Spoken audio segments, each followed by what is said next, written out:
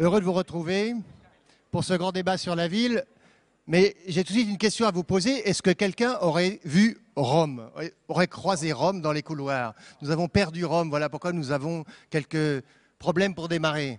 Est-ce que vous l'auriez croisé, Monsieur Corsini? Ah, le voilà. Bravo, on applaudit Rome. Et est-ce que Massimiliano Fuksas est là aussi? Peut-être. Il va arriver.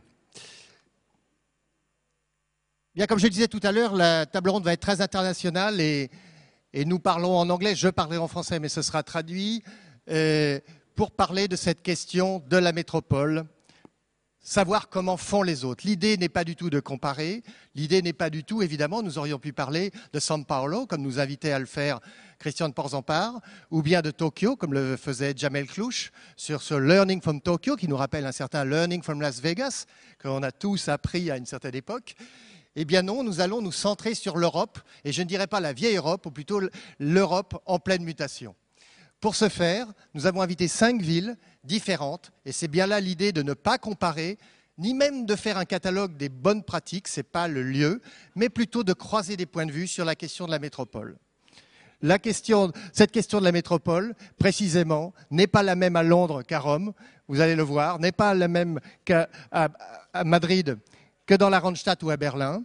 Et si je citerai simplement des chiffres, car évidemment la question des échelles, Londres c'est 12 millions d'habitants, la Randstad c'est 6 millions, ce réseau de villes, et Berlin et Madrid 5,6 millions pour donner des échelles. Donc voilà pourquoi nous nous garderons bien de comparer, mais nous nous enrichirons justement des aventures urbaines que toutes ces villes ont entreprises.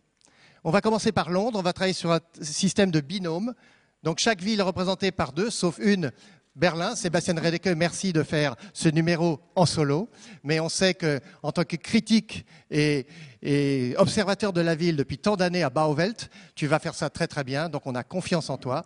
Et donc nous allons commencer par Londres. Et je passe la parole à Ricky Burdett, donc, qui est professeur à la London School of Economics, qui par ailleurs a été, il y a 2 ans, le commissaire général de la Biennale de Venise, où la grande question était la question urbaine et la question de la densité. Ricky, it's up to you.